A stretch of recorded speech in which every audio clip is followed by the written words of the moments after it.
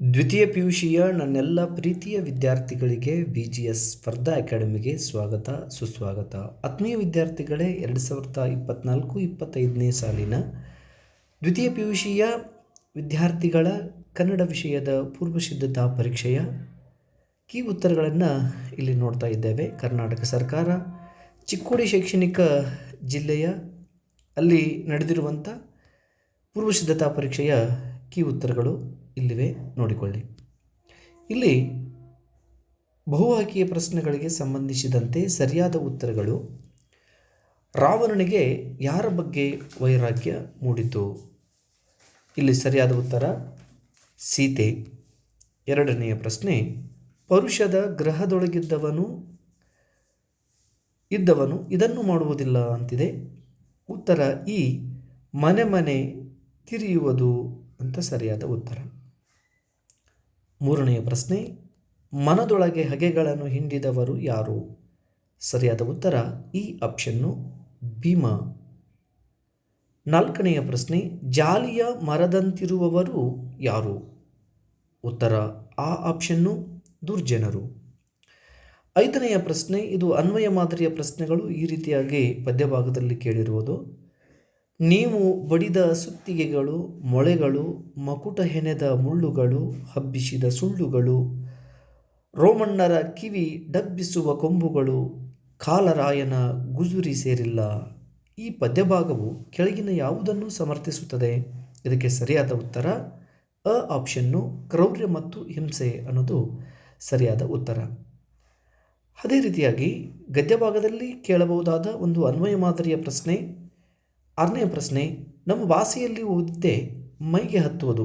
ಆಧುನಿಕ ವಿಜ್ಞಾನವನ್ನು ಕಲಿಸುವುದು ನಮ್ಮ ಭಾಷೆಗಳ ಮೂಲಕ ಸಾಧ್ಯವಾಗುವುದಿಲ್ಲ ಎನ್ನುವುದು ಒಂದು ಮೂಢನಂಬಿಕೆ. ಕನ್ನಡದ ಮೂಲಕ ಕಲಿತು ಶ್ರೇಷ್ಠ ವಿಜ್ಞಾನಿಯಾಗಬಹುದು ಎನ್ನುವುದಕ್ಕೆ ನಮ್ಮವರೇ ಆದ ಡಾಕ್ಟರ್ CNR ರಾವ್ ಅತ್ಯುತ್ತಮ ಉದಾಹರಣೆಯಾಗಿದ್ದಾರೆ. ಈ ಸಾಲುಗಳು ಕೆಳಗಿನ ಯಾವ ಹೇಳಿಕೆಯನ್ನು ಪುಷ್ಟೀಕರಿಸುತ್ತದೆ? ಇದಕ್ಕೆ ಸರಿಯಾದ ಉತ್ತರ ನೋಡಿ, ಆಪ್ಷನ್ ಆ ಇದೆ. ಕನ್ನಡ ಮಾಧ್ಯಮದಲ್ಲಿ ಕಲಿತರೂ ದೊಡ್ಡ ವ್ಯಕ್ತಿಯಾಗಬಹುದು ಅನ್ನೋದು ಸರಿಯಾದ ಉತ್ತರ. ಇನ್ನು ಮುಂದೆ ಏಳನೆಯ ಪ್ರಶ್ನೆ: ಇದು ಲೇಖಕರು ಹೇಳುವ ಹಳ್ಳಿಯ ಹೋಟೆಲಿನ ಹೆಸರು. ಸರಿಯಾದ ಉತ್ತರ ಚಂದ್ರಭವನ. ಈ ಪ್ರಶ್ನೆ ಹೋದ ವರ್ಷದ ವಾರ್ಷಿಕ ಪರೀಕ್ಷೆಯಲ್ಲಿ ಇದೇ ರೀತಿಯಾಗಿ ಬಂದಿತ್ತು. ಇಲ್ಲಿ ಇಂದ್ರಭವನ ಅನ್ನುವಂಥದ್ದು ಇಲ್ಲಿ ಗೊಂದಲ ಮಾಡಲಿಕ್ಕೆ ಅವಕಾಶ ಇದೆ. ಅದಕ್ಕೆ ವಿದ್ಯಾರ್ಥಿಗಳು ಅಚ್ಚುಕಟ್ಟಾಗಿ ಅದನ್ನು ಉತ್ತರವನ್ನು ಉತ್ತರಿಸಬೇಕು. ಇಲ್ಲಿ ಚಂದ್ರಭವನ ಅನ್ನೋದು ಸರಿಯಾದ ಉತ್ತರ. ಎಂಟನೆಯ ಪ್ರಶ್ನೆ: ಇದು ಕೃಷ್ಣೇಗೌಡನ ಆನೆಯ ಹೆಸರು. ಸರಿಯಾದ ಉತ್ತರ ಗೌರಿ ಅನ್ನೋದು. ಅನ್ವಯ ಮಾದರಿಯ ದೀರ್ಘ ಗದ್ಯದಲ್ಲಿ ಬರುವಂಥ ಒಂದು ಪ್ರಶ್ನೆ. ಟೆಲಿಫೋನ್ ಕಂಬದ ಮೇಲೆ ಮೃತನಾದ ಲೈಮನ್ ಯಾರು? ಇದು ನೇರವಾದ ಪ್ರಶ್ನೆಗೆ ನೇರವಾದ ಉತ್ತರ ತಿಪ್ಪಣ್ಣ ಅನ್ನೋದಿದೆ. ಇನ್ನು 10ನೆಯ ಪ್ರಶ್ನೆ, ಇದು ಅನ್ವಯ ಮಾದರಿಯ ಪ್ರಶ್ನೆಯಾಗಿದೆ. ಒಳಗೆ ಫಾರೆಸ್ಟರ್ ನಾಗರಾಜ್ ಪೊಲೀಸು ಇನ್ಸ್ಪೆಕ್ಟರ್ ಥರದ ಡ್ರೆಸ್ಸು ಹಾಕಿಕೊಂಡು ಫೈಲ್ಗಳ ರಾಶಿಯ ಪಕ್ಕ ಕುಳಿತಿದ್ದ. ಯೂನಿಫಾರ್ಮ್ ಹಾಕಿಕೊಂಡ ಕೂಡಲೇ ಮನುಷ್ಯರ ವ್ಯಕ್ತಿತ್ವದಲ್ಲಿ ಏನೋ ಬದಲಾವಣೆ ಆಗುತ್ತದೆ ಎಂದು ತೋರುತ್ತದೆ. ವಿಚಿತ್ರಗತ್ತಿನಲ್ಲಿ ನನ್ನ ಕಡೆಗೆ ನೋಡಿದ ನಿರೂಪಕರ ಈ ಮಾತುಗಳು ಏನನ್ನು ಸೂಚಿಸುತ್ತವೆ? ಇದಕ್ಕೆ ಸರಿಯಾದ ಉತ್ತರ ನಾಗರಾಜನ ಅಧಿಕಾರದ ದರ್ಪ ಅನ್ನೋದು ಸರಿಯಾದ ಉತ್ತರ. ಆಮೇಲೆ ಬಿಟ್ಟ ಸ್ಥಳಗಳನ್ನು ತುಂಬಿ. ಇದಕ್ಕೆ ಸರಿಯಾದ ಉತ್ತರಗಳನ್ನು ನೋಡೋಣ. 11ನೆಯ ಪ್ರಶ್ನೆ: ಬಸಲಿಂಗನ ಕಾಯಿಲೆ ದೇಹದ ಮಟ್ಟದಿಂದ ಮಾನಸಿಕ ಸ್ತರವನ್ನು ತಲುಪಿತ್ತು. ಸರಿಯಾದ ಉತ್ತರ ಮಾನಸಿಕ ಸ್ತರ. 12ನೆಯ ಪ್ರಶ್ನೆ: ಮಾರ್ಷನ ಜೊತೆಗಾರನ ಹೆಸರು? ಪೂಣಚ್ಚಿ ಅನ್ನೋದು ಇಲ್ಲಿ ಸರಿಯಾದ ಉತ್ತರ 12ನೇ ಪ್ರಶ್ನೆಗೆ. 13ನೇ ಪ್ರಶ್ನೆ: ಬೆಳ್ಳಿ ಲೋಟ ತನ್ನ ಬಣ್ಣ ಗಾಂಭೀರ್ಯವನ್ನು ಕಳೆದುಕೊಂಡಿತ್ತು ಅನ್ನೋದು ಇಲ್ಲಿ ಸರಿಯಾದ ಉತ್ತರ. ಬಣ್ಣ ಗಾಂಭೀರ್ಯ ಎರಡೂ ಒಂದೇ ಅದು. 14ನೇ ಪ್ರಶ್ನೆ: ಭೂಮಿಯ ಮೇಲಿರುವ ಮೊದಲ ವಿಜ್ಞಾನಿ? ಸರಿಯಾದ ಉತ್ತರ ಮಗು. 15ನೇ ಪ್ರಶ್ನೆಗೆ ಉತ್ತರ: ಕನ್ನಡವು ಕಸ್ತೂರಿಯಲ್ಲವೇ ಎಂದವರು ಮನೋರಮೆ. ಇಲ್ಲಿ ಮುದ್ದನ್ನ ಅಂತಲೂ ಕೂಡ ಕೊಟ್ಟಿದ್ದಾರೆ. ಇಲ್ಲಿ ಗೊಂದಲ ಬೇಡ. ಕನ್ನಡಂ ಕತ್ತೂರಿಯಲ್ತೆ ಎಂದವರು ಮನೋರಮೆ. ಹಾಗೆ ಹೊಂದಿಸಿ ಬರೆಯಿರಿ. ಇದಕ್ಕೆ ಇರುವಂಥ ಸರಿಯಾದ ಉತ್ತರಗಳು ನೋಡಿಲ್ಲಿ. 16ನೆಯ ಪ್ರಶ್ನೆ: ಹೊಂದಿಸಿ ಬರೆಯಿರಿ. ಇಲ್ಲಿ ಬರುವಂಥ ಹುಲಿಗೆರೆಯ ಸೋಮನಾಥ. 5ನೆಯ ಒಂದು ಉತ್ತರ ಹರಹರ ಶ್ರೀ ಚನ್ನ ಸೋಮೇಶ್ವರ ಅನ್ನೋದು ಆತನ ಅಂಕಿತನಾಮ. ಇಲ್ಲಿ ಸರಿಯಾದ ಉತ್ತರ ಆಗಿದೆ. ಆಮೇಲೆ ಪುರಂದರದಾಸರು ಅಂತಿದೆ. ಇದಕ್ಕೆ ಕರ್ನಾಟಕದ ಸಂಗೀತ ಪಿತಾಮಹ ಅನ್ನೋದು ಆತನ ಸರಿಯಾದ ಉತ್ತರ. ಈ ಹಬ್ಬಲಿ ಅವರ ರಸಬಳ್ಳಿ ಸರಿಯಾದ ಉತ್ತರ. ಇದು ಜನಪದ ಸಾಹಿತ್ಯ. ಈ ಹತ್ತಿ ಚಿತ್ತ ಮತ್ತು ಇದಕ್ಕೆ ಸರಿಯಾದ ಉತ್ತರ ಚಿಟ್ಟೆ ಮತ್ತು ಜೀವಯಾನ ಅನ್ನೋದು ಟಿ ಯಲ್ಲಪ್ಪನವರ ಒಂದು ಆಕರ ಗ್ರಂಥ ಚಿಟ್ಟೆ ಮತ್ತು ಜೀವಯಾನ.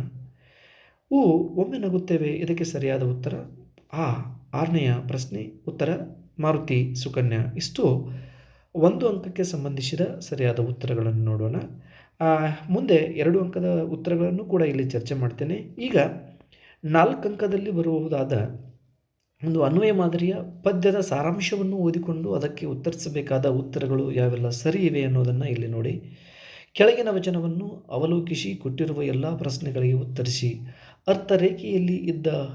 ಅರ್ಥರೇಖೆಯಲ್ಲಿ ಇದ್ದಲ್ಲಿ ಫಲವೇನು? ಆಯುಷ್ಯ ರೇಖೆ ಇಲ್ಲದ ನಕ್ಕರ ಹಂದೆಯ ಕೈಯಲ್ಲಿ ಚಂದ್ರಾಯುಧವಿದ್ದ ಅಲ್ಲಿ ಫಲವೇನು? ಅಂಧಕನ ಕೈಯಲ್ಲಿ ದರ್ಪಣವಿದ್ದು ಫಲವೇನು?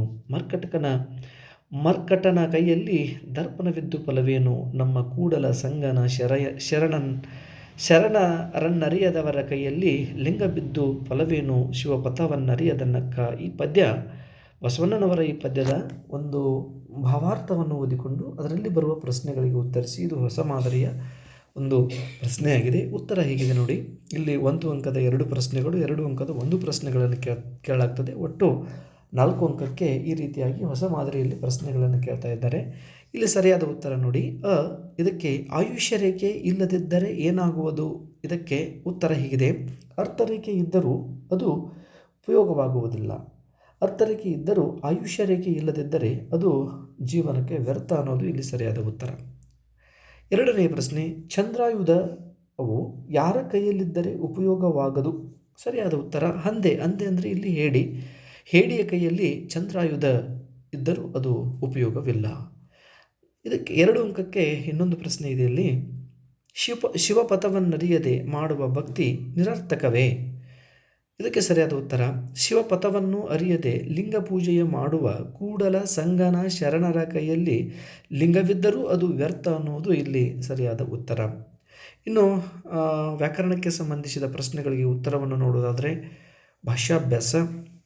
ಕೆಳಗಿನ ಯಾವುದಾದರೂ 2 ಪದಗಳಿಗೆ ನಾನಾರ್ಥಕವನ್ನು ಬರೆಯಿರಿ ಅಂತ ಇದೆ. ರಾಗ ಅಂದರೆ ಇಲ್ಲಿ ಸ್ವರ ಅಂತ ಒಂದರ್ಥ, ಪ್ರೀತಿ ಅಂತ ಒಂದರ್ಥ. ಆಮೇಲೆ ಗುಡಿ ಅಂತಂದರೆ ಒಂದರ್ಥದಲ್ಲಿ ಮನೆ, ಇನ್ನೊಂದರ್ಥದಲ್ಲಿ ದೇವಾಲಯ, ಇದು ಗುಡಿ. ಬಲ ಅಂತಂದರೆ ಬಲಕ್ಕೆ ಅನ್ನುವಂಥದ್ದು ಒಂದು ದಿಕ್ಕು, ಇನ್ನೊಂದು ಸೈನ್ಯ, ಇನ್ನೊಂದು ಶಕ್ತಿ. ಈ ಕೆಳಗಿನ ಯಾವುದಾದ್ರೂ 2 ಪ್ರಶ್ನೆಗಳ ಗುಣವಾಚಕವನ್ನು ಬರೆಯಿರಿ ಅಂತಿದೆ. ಹೂಬಾಣ ಇದರ ಗುಣವಾಚಕ ಹೂ. ಮನ ಆಯಾಸ ಇದರ ಗುಣವಾಚಕ ಮನ. ಕಡು ಪಾಪ ಇದರ ಗುಣವಾಚಕ ಕಡು ಅಂದರೆ ಅತಿಯಾದ ಅಂತರ್ಥ. 47ನೇ ಪ್ರಶ್ನೆ, ಕೆಳಗಿನ ಯಾವುದಾದ್ರೂ 2 ಪದಗಳ ತದ್ಭವ ರೂಪ ಬರೆಯಿರಿ. ಇಲ್ಲಿ ತದ್ಭವ ರೂಪ ತತ್ಸಮಗಳನ್ನು ಕೊಟ್ಟಿದ್ದಾರೆ. ತದ್ಭವ ರೂಪಗಳನ್ನು ಬರೀಬೇಕು. ಬೀಜ ಇದರ ತದ್ಭವ ರೂಪ ಬಿತ್ತ. ಆಚಾರ್ಯ ಇದರ ತದ್ಭವ ರೂಪ ಆಚಾರಿ. ಆಮೇಲೆ ಆಯುಷ್ಯ ಅಂತಿದೆ, ಇದು ಆಯಸ್ಸು ಅಂತಾಗ್ತದೆ. ಸರಿಯಾದ ಉತ್ತರಗಳು. 48ನೇ ಪ್ರಶ್ನೆ, ಕೆಳಗಿನ ಯಾವುದಾದರೂ 2 ಕ್ರಿಯಾಪದಗಳ ಧಾತು ರೂಪ ಗುರುತಿಸಿ ಅಥವಾ ಮೂಲ ರೂಪವನ್ನು ಗುರುತಿಸಿ ಅಂತಿದೆ. ಇಲ್ಲಿ ಕಟ್ಟಿಸು ಇದಕ್ಕೆ ಮೂಲ ರೂಪ ಕಟ್ಟು ಅಂತಾಗತ್ತೆ. ಬಿದ್ದಿತು ಇದಕ್ಕೆ ಬೀಳು ಅಂತಾಗತ್ತೆ. ಬೆಳಗುವಳು ಇದಕ್ಕೆ ಬೆಳಗು ಅನ್ನೋದು ಕ್ರಿಯಾಪದದ ಮೂಲ ರೂಪಗಳು ಆಗ್ತವೆ. ಆಮೇಲೆ 49ನೇ ಪ್ರಶ್ನೆ, ಕೆಳಗಿನ ಯಾವುದಾದರೂ 2 ದ್ವಿರುಕ್ತಿಗಳನ್ನು ಸ್ವಂತ ವಾಕ್ಯದಲ್ಲಿ ಉಪಯೋಗಿಸಿ ಅಂತ ಕೊಟ್ಟಿದ್ದಾರೆ. ಇದಕ್ಕೆ ಉತ್ತರ ನೋಡಿ.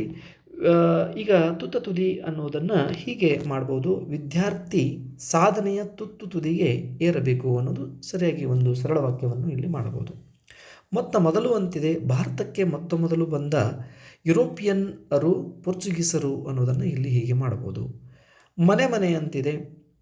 ಇಲ್ಲಿ ಪ್ರತಿ ಮನೆಯ ಅಂಗಳದಲ್ಲಿ ಬಾನಚಂದಿರ ಅನ್ನೋದನ್ನು ಮಾಡ್ಬೋದು. ಅಥವಾ ಪರುಷದ ಗ್ರಹದೊಳಗಿದ್ದವನು ತಿರುವನೆ ಮನೆಯ ಅನ್ನೋದನ್ನು ಕೂಡ ಇಲ್ಲಿ ಮಾಡ್ಬೋದು.